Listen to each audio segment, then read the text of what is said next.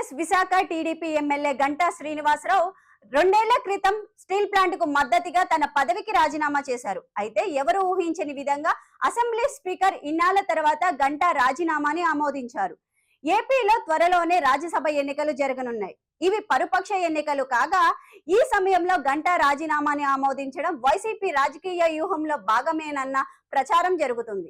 ఏపీలో TDP party Kanakamedala Ravinder Kumar, BJP party CM Ramesh, YCP party Vemireddy Prabhakar Reddy వీరి పదవి కాలం పూర్తి కావస్తుంది. వీరి స్థానంలో 3 కొత్త వారిని రాజ్యసభకు పంపించాల్సి ఉంది.